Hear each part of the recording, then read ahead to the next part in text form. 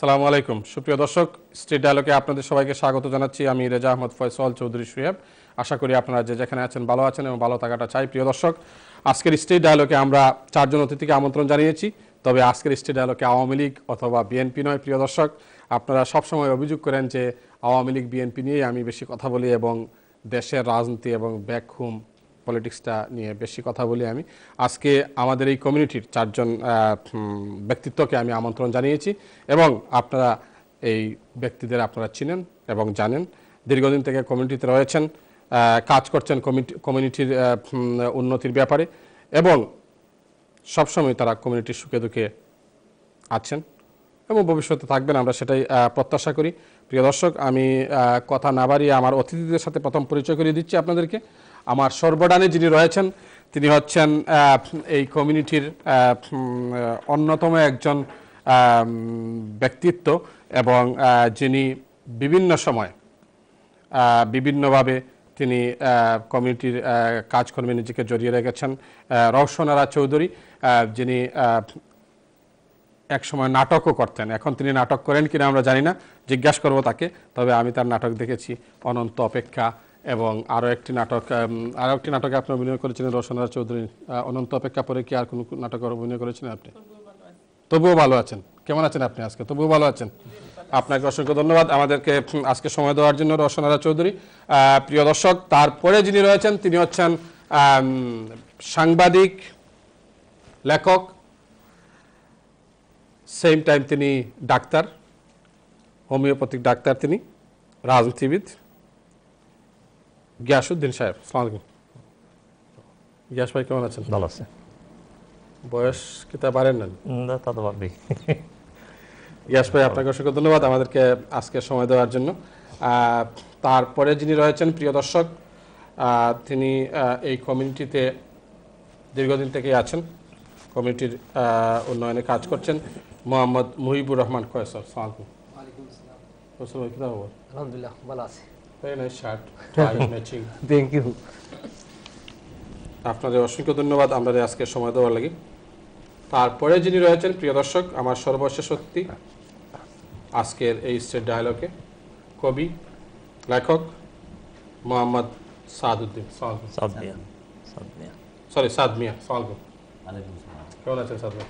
এই তো আল্লাহর রহমতে আছে। আপনাকে অসংখ্য ধন্যবাদ আমাদেরকে সময় দেওয়ার জন্য। প্রিয় দর্শক, আজকের স্ট্রিট ডায়ালগে আমরা সমসাময়িক রাজনীতি নিয়ে কথা বলবো আমরা বাংলাদেশে এবং যার বাড়ি সিলেটের বালাগঞ্জে জনাব আফতাব আলী সাহেব, যার অবদান ছিল। আমরা অনেক জিনিসই অনেক মানুষকে আমরা হারিয়ে ফেলছি এবং অনেককে আমরা ভুলে যাচ্ছি এবং মানুষ ভুলে, এটাই মানুষের ধর্ম। মানুষ একটি জিনিস ভুলে না, সেটি হচ্ছে যে মানুষ পুত্র সুখ ভুলে যায় কিন্তু অর্থ সুখ ভুলে না।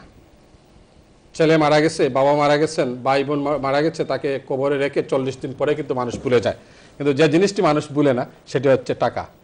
টাকা যদি মানুষের হারিয়ে যায় বা টাকা কেউ মেরে দেয় তাহলে সেটি কিন্তু মানুষ ভুলে না। প্রিয় দর্শক, আপনারা যারা আমাদের সাথে টেলিফোনে যোগ দিতে চান, আমাদের নাম্বার হচ্ছে 0203-468-4119। এই নম্বরে আপনারা আপনাদের মতামত এবং আপনাদের প্রশ্ন আপনারা রাখতে পারেন। আমরা আজকে কথা বলবো বাংলাদেশের এমন এক ব্যক্তিত্ব যার বাংলাদেশের রাজনীতিতে অবদান রয়েছে এবং তিনি হারিয়ে যাচ্ছেন এবং আমরা চাই না আমাদের পূর্বপুরুষরা হারিয়ে যান। তার নাম হচ্ছে আফতাব আলী।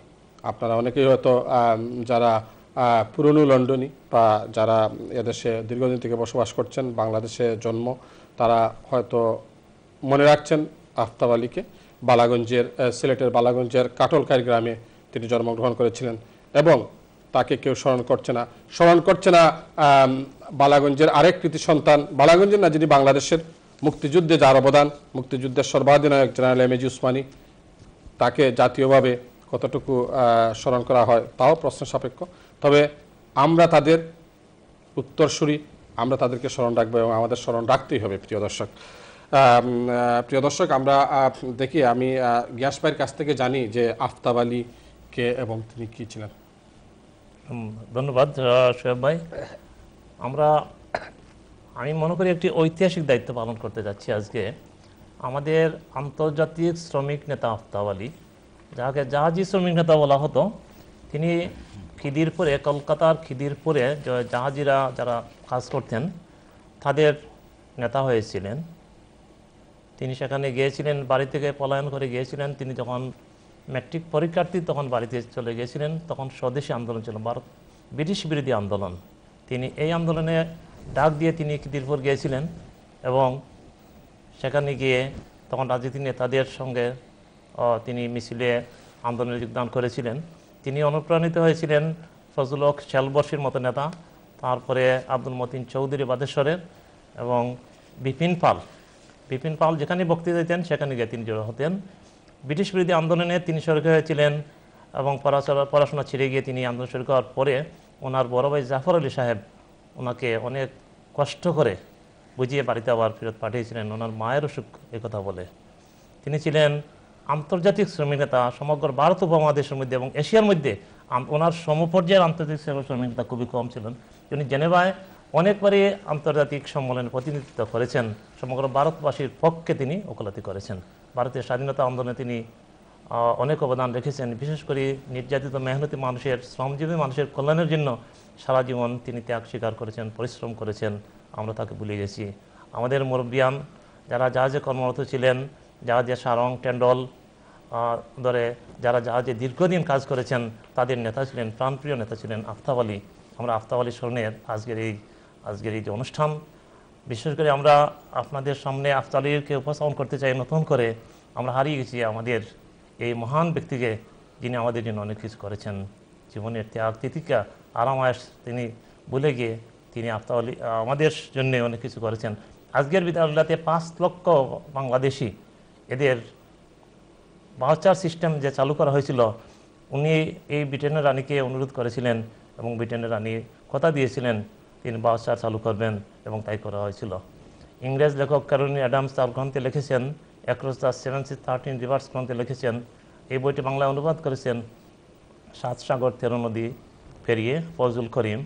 এখানে তিনি লিখেছেন যে সমকালীন সিলেটের মধ্যে সর্বাপেক্ষা সুপরিচিত ব্যক্তি ছিলেন আফতাব আলী এবং আফতাব আলীর কারণেই আজকের এই আমাদের পূর্বপুরুষরা বিলাত প্রবাসী।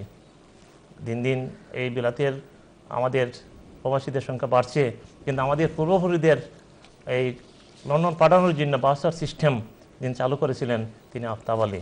এবং সিলেটের পাসপোর্ট অফিস ওনার বাসাতেই তিনি পাসপোর্ট অফিস তৈরি করেছিলেন এবং বার্তকলা এখানে যে ট্রাভেলস দিয়েছিলেন, কিচেন ট্রাভেলস, ওটি তিনি তৈরি করেছিলেন। হাজার